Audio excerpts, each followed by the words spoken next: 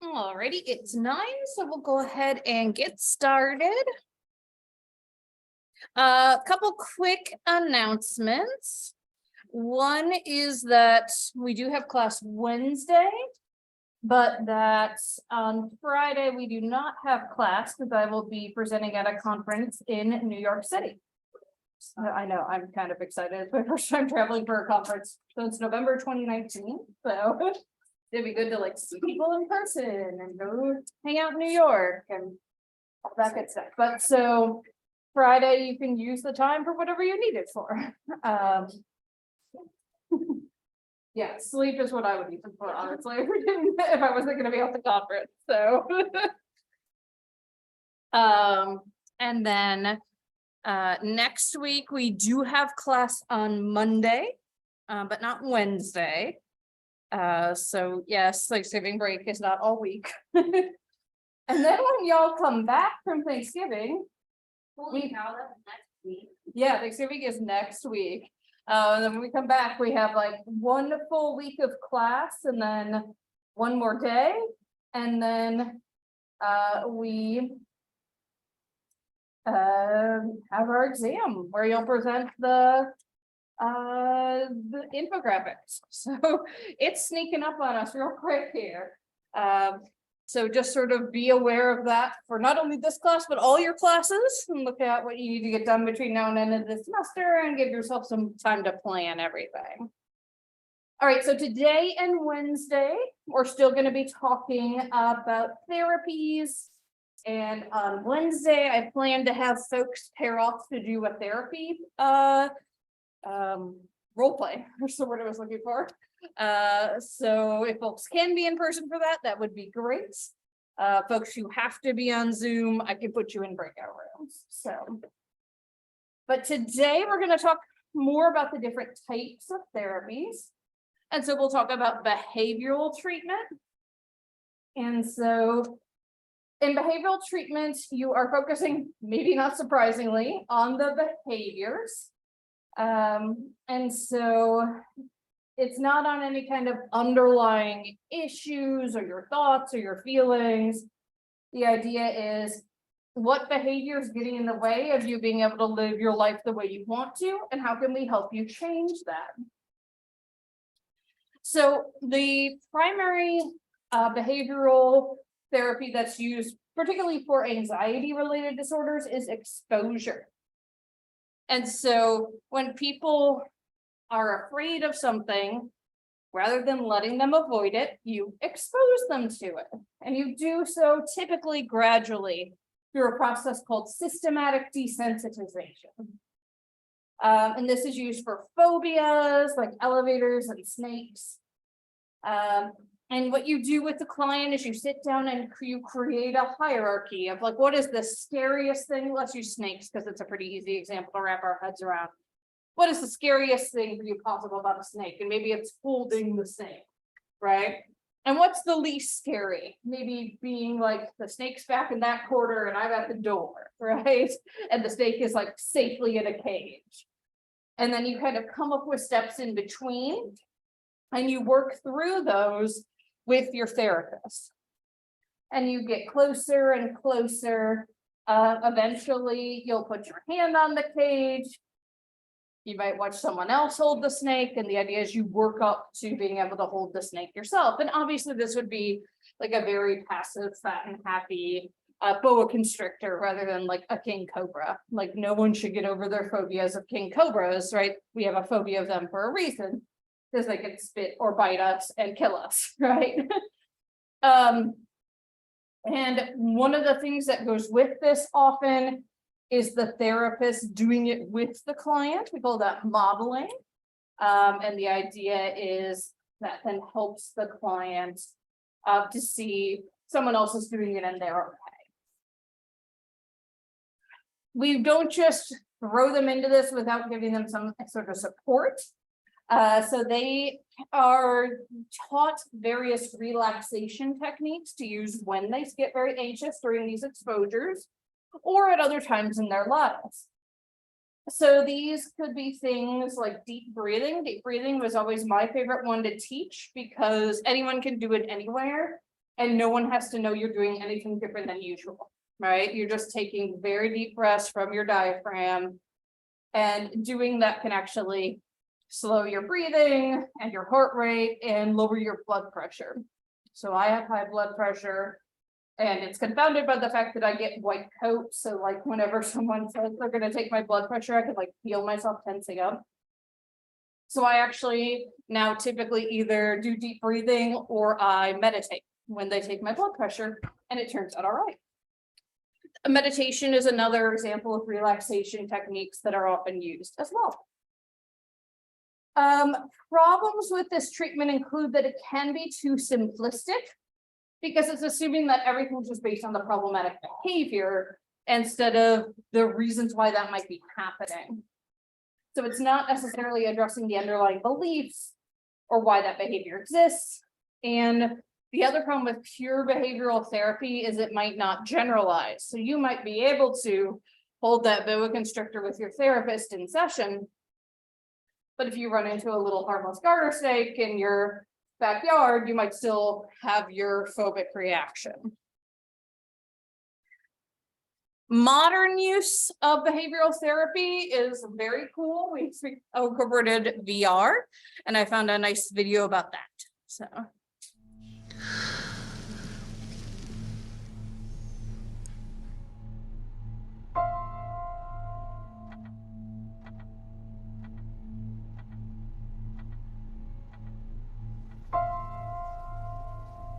Do you feel like this is something that's really impacting your life in a big way, like interfering with your ability to do your work? I was doing this interview with John Cho. We all good? We decided for some reason we were going to do it at the top of this building. I did it. I couldn't refuse. I mean, it's my job. Yeah. You know what I mean? And it's kind of hard to explain, but I have a fear of heights. I feel like it's not like a normal fear of heights. I'm worried that I will jump off of things, basically, is what happens. Regardless of whether or not it's fear of heights or, a form of OCD, the good news is that this sort of issue is one of the most effectively treatable conditions, not just in mental health, but also in all of healthcare. Really? Yeah, Okay. yeah. Wow. That conversation was real. What's not so real is the way Dr. Aronovich wants to treat me. He's one of about 200 therapists testing a new virtual reality platform with his patients. Most people have only used VR to play video games. But now that VR technology is getting cheaper, people are starting to use it for other things, like therapy. Limbix, a small startup in Palo Alto, is developing VR experiences that mimic real life. Maybe you can tell me what you're seeing right now. It's a good place to start. Welcome to Limbix VR. Take a moment to adjust your headset, get comfortable, and prepare for therapy. Like this driving scenario with variable intensity and danger.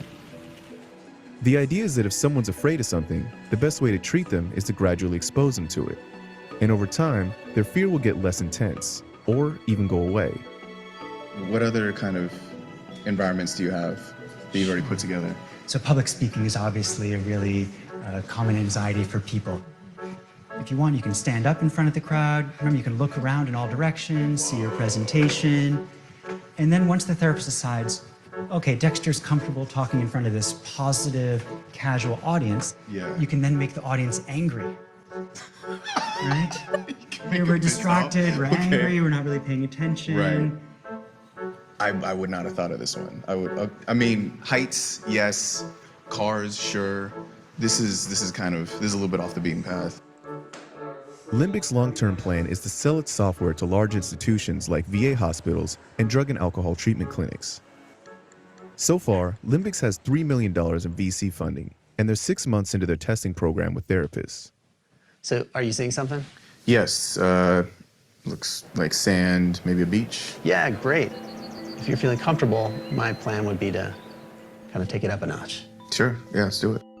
Okay, I think this one might be a good option. Take it to the edge here. Nope. Nope.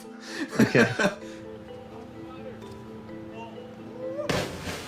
I would never do this in real life. Okay, what's the suds right now? The sense is, why am I here? Okay, hold on 1 second. I think you should be transported to a bridge.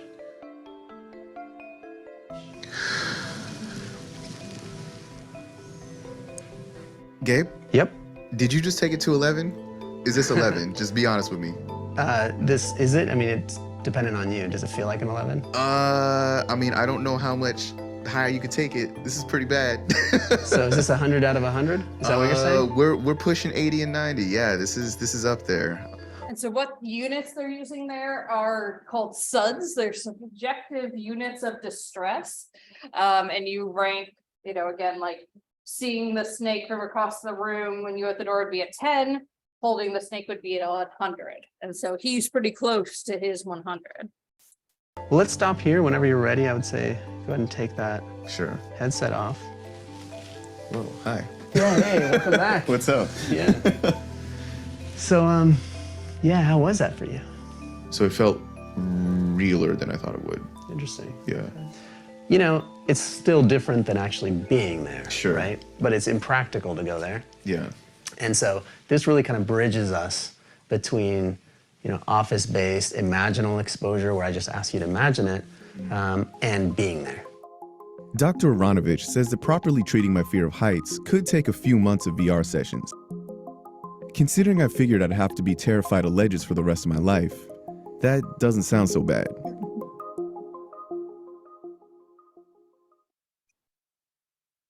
And they also have used VR for PTSD. So they could actually recreate the trauma situation. And they use it particularly for combat. And it showed effectiveness for that as well. So here is another example of that desensitization. And again, systematic desensitization. So you think about, a month before an exam and getting closer to the exam and awaiting distribution of the exam in the process of answering the exam. And so you would try to, this one you probably wouldn't do with VR. You would maybe actually walk around campus with your clients. I had a colleague when I was in grad school who had a client who had a severe fear of using public transportation. So they worked their way up to actually taking the bus around campus together. So, you get pretty creative as a therapist to try to help your client. You could also do what's called aversive conditioning, and this we typically do for like very extreme behaviors. And so, for example, alcohol use or abuse in this case. So you take a noxious stimulus and you pair it with a conditioned stimulus. So you're using basic behavioral principles of classical conditioning. So before you do any of this, it's a drug that purposely makes you nauseous. And if you just take it, you're gonna get nauseous, right? That is an unconditioned response to an unconditioned stimulus. And that's what the UCS and UCR are, remembering back to 101 for those of you who have taken it. So your unconditioned stimulus is this drug that makes everybody nauseous, right? And then the unconditioned response is nausea. You didn't have to learn that. The drug just does it to you. And then during aversive conditioning, what you do is you pair a previously neutral stimulus, in this case, alcohol, with that sequence, with the nausea-inducing drug, your unconditioned stimulus, and that unconditioned response of nausea. And so if every time you drink alcohol, you take this nausea-inducing drug, then you will experience nausea.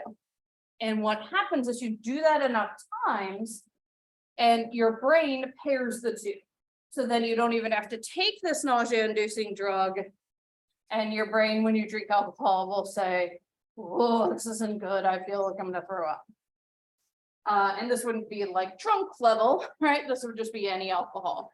And so then you've now made this previously neutral stimulus of alcohol into what we call conditioned stimulus. That creates the conditioned response that's identical to the previously unconditioned response. And so again, you're not going to do this for everything, right? But something like alcohol, where we know there's a severely addictive property, for some folks, this is the only thing that works. When I teach my clinical psych class, an upper level class, we read a case study about a pedophile. And they used imaginal exposure to essentially do the same thing. They didn't give him something to make him throw up, but they made him think of things that would make him nauseous, and paired it with sort of pedophilic situations in his mind. And that's how they unconditioned him from it. You could also use some operant conditioning techniques. And these are where you get behavior to occur more often through rewards and punishments. So one example of this is applied behavior analysis. And this is where you give positive reinforcement for adaptive behaviors, and you try to ignore maladaptive behaviors to get them to occur less often. Technically, we call that extinguishing the behaviors, like you extinguish a candle flame. And you don't have to depend on gaining insight in order for the person to change. So ABA is primarily used with folks on the autism spectrum. Some people who are on the spectrum have found this really helpful, but I do have to fully, in the case of transparency, say that others who have been through ABA liken it to abuse. That essentially what ABA usually focuses on is stuff like getting people to make eye contact and engage in social behaviors. And some people feel like you're essentially like training them not to be themselves by doing that. And so the argument is that people who are on the spectrum and have other sort of differences in these things often refer to themselves as neurodivergent. And the idea is they feel like their existence, their behaviors are devalued by this. And It's essentially trying to make them normal, like neurotypical. And their argument is, can you imagine if you said like, oh, you're female, we're gonna like train you to be male, or you're black, we're gonna train you to be white, right? And so they see it as abusive and discriminatory, but on the other hand, there are people who like this and feel helped by it. But I just think it's like responsible to let you all know there is controversy surrounding it. All right, then we get to the cognitive model. So the cognitive model added the stuff going on in your brain back in. So it's thinking about your thoughts and your feelings and how those are affecting your behaviors and other things that occur. And two similar theories were developed almost simultaneously for this model. And the two guys who came up with this are both sitting here. So this is Albert Ellis and this is Aaron Beck. They have since both passed away. Beck fairly recently. He actually passed away, I think he was over 100, and Ellis passed away in the early 2000s. So both lived until fairly recently. So Ellis developed rational emotive therapy, which was also related to as RET.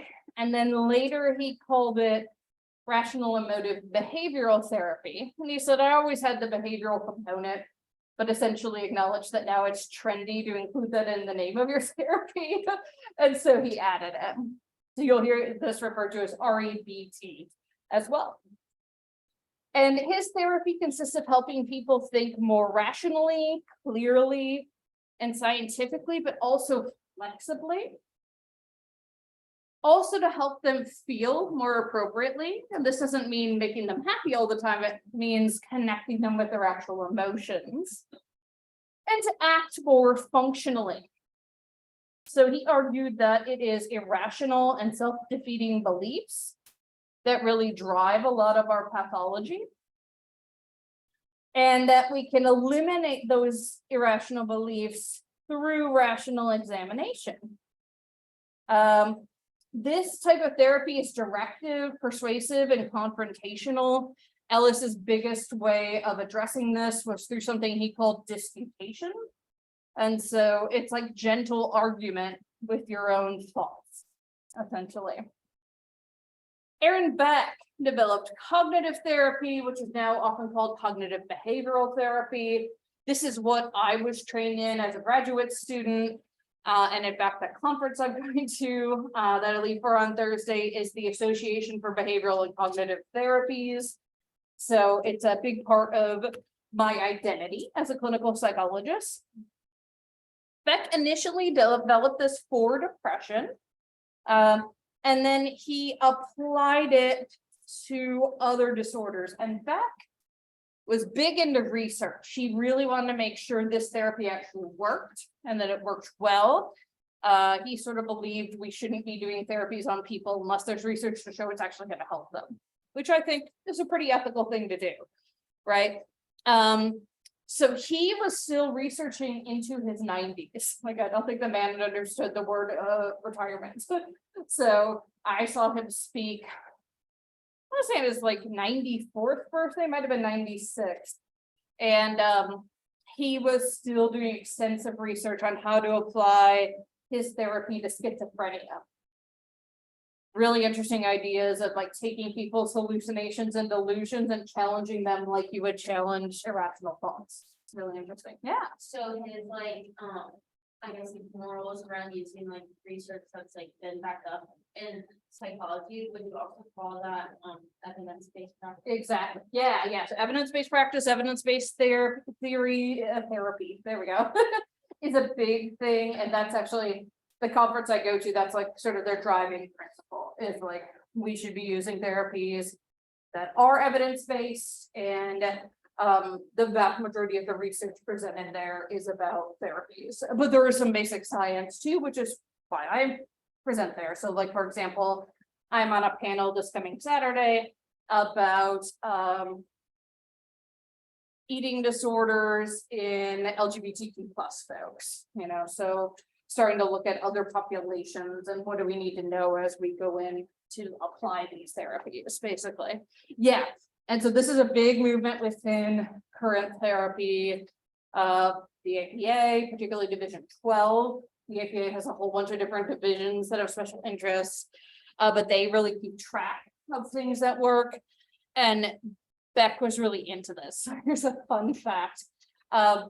So both Beck and Ellis were initially trained as psychoanalysts, because basically if you wanted to be a therapist at that time, you were either going to be a psychoanalyst or a behaviorist, and behaviorism was really still growing. And when Beck tried to join one of the national psychoanalytic societies, they told him because he wanted to do research, he must have been inadequately psychoanalyzed. And so he couldn't join because he wasn't a good psychologist, or actually he was a psychiatrist. So he was like, all right, I'll just make my own therapy, right? And I'll make sure it works.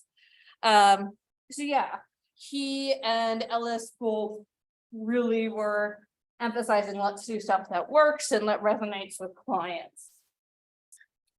So Beck, what Ellis called irrational beliefs, Beck called cognitive distortions, where people see or think of things differently from reality.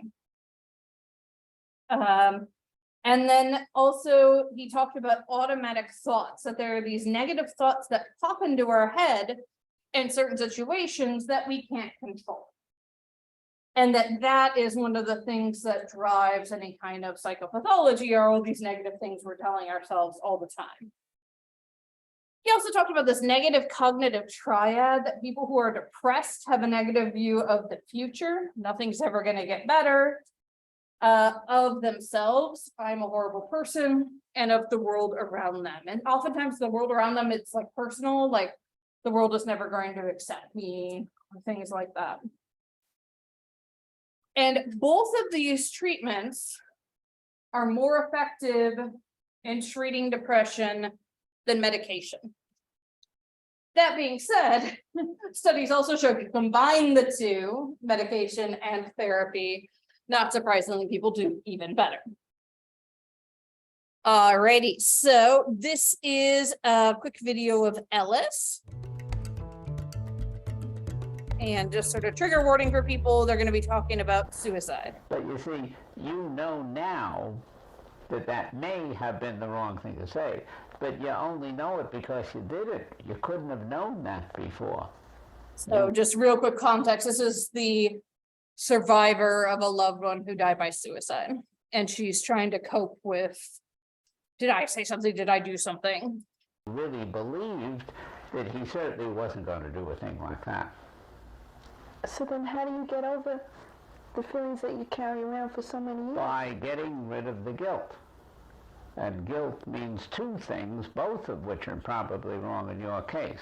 One is I did the wrong thing, and you didn't do the wrong thing. You argued with him for 8 hours or so, and you really were getting very frantic and upset, etc.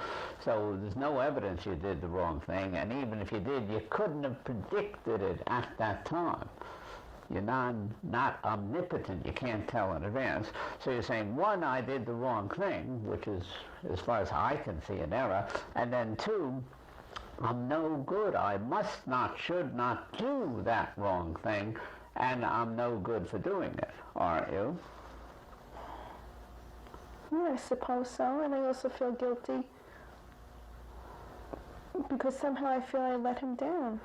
Well, but let's suppose the worst, as we do in rational emotive therapy. Let's suppose we could prove that you did the wrong thing and let him down, which I don't think we ever will be able to prove. But let's suppose that that would be a mistake, a serious mistake on your part. But you're a fallible human who makes mistakes. And when you're guilty, you're saying, I must not make a serious mistake. I must not, and I'm no good for doing what I must not do. Isn't that so? I guess if you put it in those terms, yeah, right. Yeah, that's how I end up feeling. I know. I don't think I initially think of that, but yeah, eventually I turn it inward and That's right. I internalize it as it's all my fault. But Certainly he had his problems beforehand, and the mere fact that he threatened to do this showed that he had serious problems. So to say it's all my fault is very, very wrong. Here again, Dr. Ellis is disputing the automatic thought or inference that Roseanne has made an error. So this is from a series of videos that show you how to do therapy. So that's where this guy's like popping up in the middle. If you're like, who's this dude? RET would help people alleviate their guilt by getting them to challenge whether or not they made a mistake, getting them to see how the guilt may have negative consequences, and getting them to give up the self-condemnation. He's focusing on one of these at a time. But you see, we went through this with this marriage for about a year, and during that time, he entitled what he used to do to me the what if game. Right. What if I got hit by a car, would you still love me? Right. What if I lost my sight, would you still love me? Right. What if I quit my job, would you still love me? And what does all that show about him? Because that's diagnostic of him. It shows something important about him. What do you think it shows? Well, at this time and place today, my own personal opinion is that he had a lot of unresolved issues from his past that he brought into the marriage, and he was completely insecure. That's exactly the right answer. He was a very insecure person because of his past, but also because of his nature. The past affects you, but only when you are a certain way and are very affectable.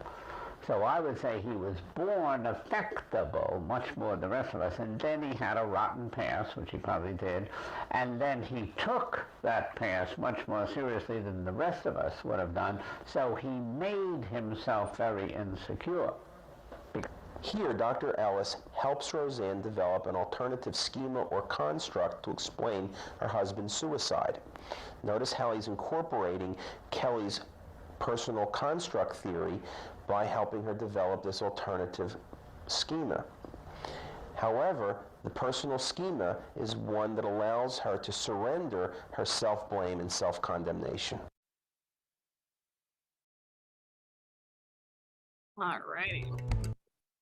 And now we have a video of Beck doing therapy. So context here, this is a woman whose husband has left her. He may have been cheating on her. They have kids.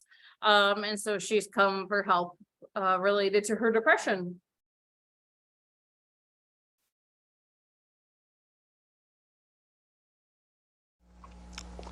All right, now, suppose David went away. There was a war going on, and he went away for So David is the probably soon to be ex-husband. an indeterminate period of time. In fact, you wouldn't even know whether he was coming back, as happened during World War II. Right? Husbands went off, and nobody ever knew when the war would be over. They're gone indefinitely. And in many cases, indeed, the husbands did not come back. Now, if you were in that position of having lost David through his going into the service for an indeterminate period of time, no assurance that he would ever come back, do you think you would feel depressed the way you do now? No. I mean, I think I would miss him a lot, but it would be different. All right. Because I would know that he would be wanting to be with me, but David's saying he doesn't want to be with me.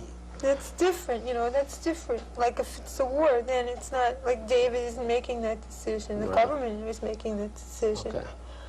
You see what I mean? Exactly. It's not the same thing. Exactly. You're absolutely right.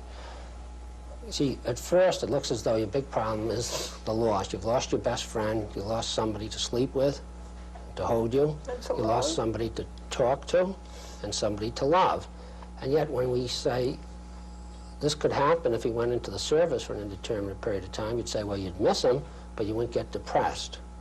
So it isn't simply a matter of you not having somebody to talk to or somebody to love. The thing that's getting you down is the fact that he chose it this way. Yeah, he rejected me. All right. So David rejected me. What does that mean? What's the meaning of that to you? David rejected me. He doesn't love me. Okay, David doesn't love me. I'm not lovable. Uh-huh. You really believe that?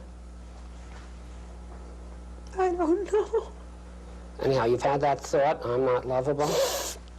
So David is a supreme arbiter of who's lovable in this world and who isn't. Is that correct? That really sounds dumb when you say it.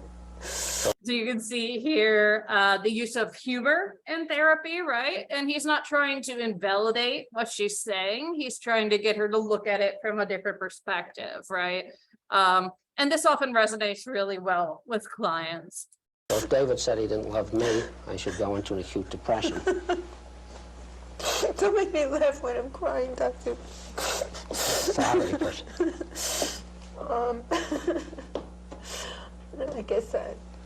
I guess he's not the supreme arbiter of who's lovable and who isn't. Is there any reason why we should trust his judgment? I mean, you said that he was acting peculiarly. He talks about a commitment, 3-month commitment, 6-month commitment, on and off. To you, does that sound like a person who's exercising judgment? Wife, 2 children, starts setting time limits to the marriage? I don't know. So here you have a person who, for quite a while, was leading you on to believe that he was faithful, and he really wasn't.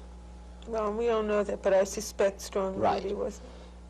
Who indeed, you do know for a fact that he broke a lot of the promises that he made to you, and he's on and off, 3 months, 6 months. I'll see you, I'll call you, don't call me, I'll call you, and all this. And you feel terrible because a guy like that, quote, considers you unlovable. Only he says he loves me. Only says he loves you, so you don't even know that he considers you unlovable. But he doesn't act like he loves me. All right, so that perhaps he has some problem himself. But why should his problem be visited on you? If David has some problem in terms of a long-term commitment, why does that have to reflect on your own self-image? I poured so much into this. Yeah? I mean, was I so stupid? I mean, I've been married to David for 10 years. So you're also saying you're stupid because you were married to him and you did everything you could to make the marriage work and to... I gave him everything. Everything. I was always behind him. I don't think he could have, I mean, I don't know. I gave him everything. Well, you make it sound as though you had every reason to expect, since you gave him everything that was in you, that you should get back... something. You should get back something. Where is it written that you should get back something on this investment? I don't know. In the Bible, maybe. Okay. You see, it's as though the world owes you something. If you make an investment in a marriage, the world owes you the right to have a marriage partner who is conscientious and faithful and loyal and... I don't know if the world owes me that, but don't I have a right to expect that? There are no rights in this world. You know, you're talking about a very abstract concept when you talk about rights. What you might say is, do you have reason to expect that? Okay. The reason to expect things, expectations should be based on life experience. And by and large, we'd expect that when a light turns green, that the traffic going against us will stop. But they don't always do that. However, that's a reasonable expectation. But is there any reasonable expectation in this day and age that a marriage is going to last forever? Because now I'm looking at the divorce statistics. Okay. So now let's go back. So your expectation in itself that this marriage was going to be different from every other marriage, this was going to last, may not have really been quite reasonable if you took into account the entire perspective. Is that right? So again, he is not like purposely trying to get her down, but he's also not sugarcoating things, right? And I think that some people sort of misinterpret or misunderstand what these 2 types of therapies do, is just like helping people think happy thoughts. But no, it's about helping people to have realistic thoughts that, like, not every marriage lasts. And yeah, it sucks, right? It's awful. But that, like, it doesn't mean anything's wrong with you, right? I really liked how he said, you know, like, David has his own problems, right? Yeah. How would it, like, they handle someone, like, say this lady, like, came in and I guess we shouldn't admit it, like, but like, say she came in and she like said how horribly like she treated like the husband or whatever, and was like, oh, I did this, but I don't get like why, or when they like just tell her like you shouldn't. Yeah, I mean, so like a lot of it is trying to guide them to that. So you saw him ask her, like, is it realistic expectation that marriage should last? Right? She said, well, no, given the divorce statistic. And so they would kind of try to guide that person to realizing it themselves. But eventually, if they're still not getting it, and some people are, it's easier for some people to realize things like that than others. That's the nice way to put it, right? Then yeah, you would be pretty blunt with them, that like, you know, your own behaviors are something that cause part of this, and it takes two to tango, right? But like, you need to take responsibility for what's happening.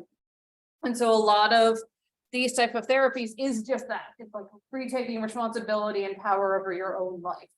In a way that can be pretty darn empowering, honestly. So this is the cognitive model.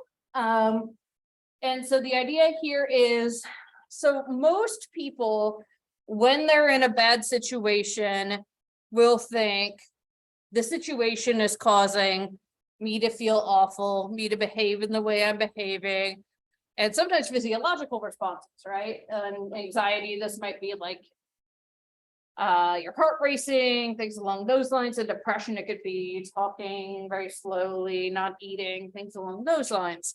But what the cognitive model from both Ellis and Beck argues is that, no, it's what you're telling yourself about it. So the silly example I often use, and I think we might have gone through this at the beginning of the semester, is like, let's say you're walking around campus and you see someone you know and they don't say hi, right?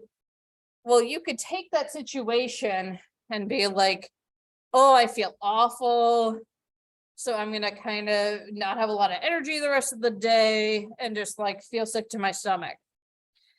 But the argument is, it's what you told yourself, right? When that person didn't say hi, you said, oh, they must hate me or be mad at me, or I'm a horrible person, right? Whereas if what you told yourself was, oh, they probably didn't see me, you wouldn't have this cascade of things. And it's not blaming. I think sometimes when people first learn about these therapies, they're like, oh my God, you're blaming people for their pathology. No, not at all. It's fully acknowledging that they can't control this, right? That they have these deep-seated beliefs, sometimes called core beliefs. And actually, the client in Beck's video got to one of those. I am unlovable is a core belief. So the fact that she got there pretty quickly is impressive. She has a decent amount of insight. And that these are often the result of your previous experiences, right? Past romantic relationships, growing up, traumas, things along those lines, right?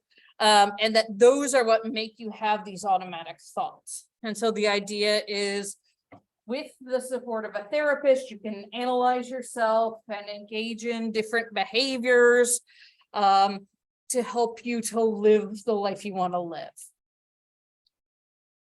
And so the cognitive behavioral model was basically where the cognitive model merged with the behavioral model. And so you had REBT or CBT.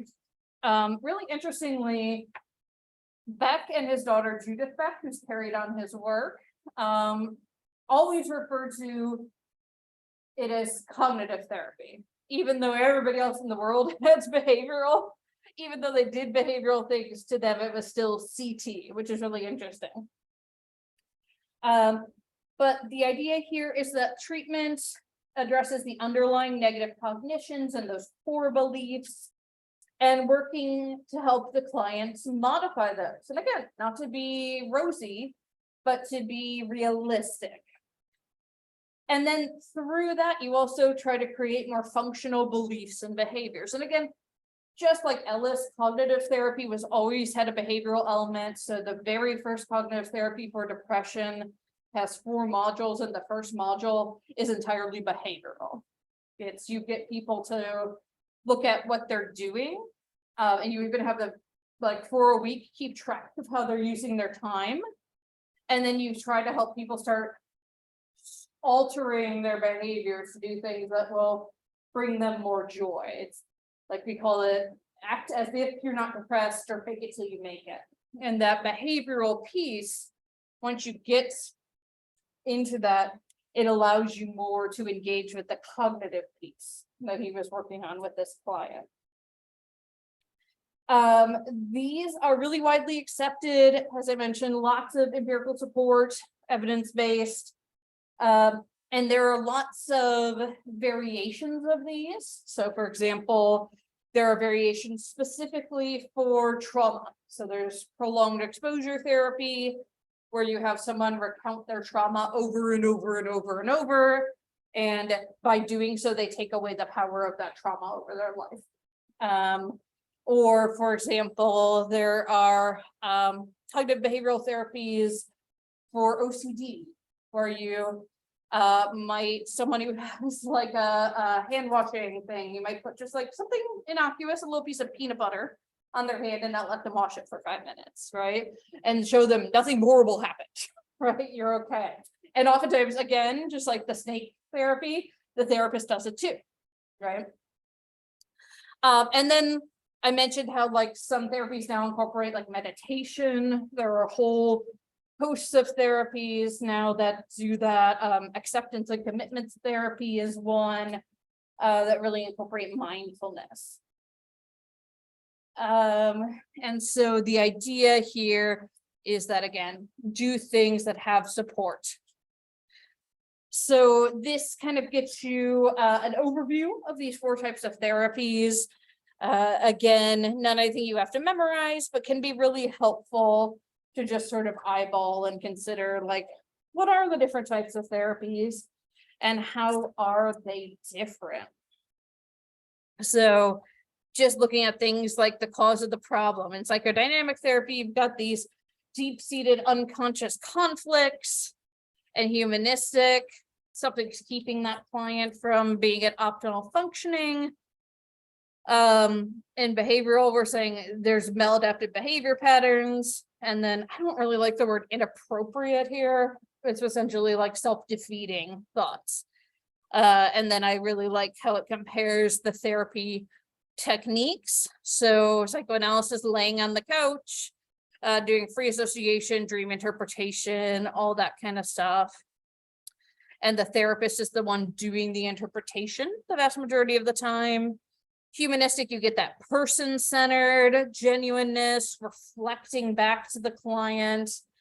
Behavioral, again, we're going to do specific things to change those behaviors, and it's based on basic learning principles like operant and classical conditioning. And then cognitive is back to those conversations and trying to challenge those beliefs. Again, Ellis called it disputation. In cognitive therapy, we usually call it challenging. And like some of the ways that you challenge it, I really like my favorite question that you can ask people to challenge a negative thought is, what would you say to a friend who said this about themselves?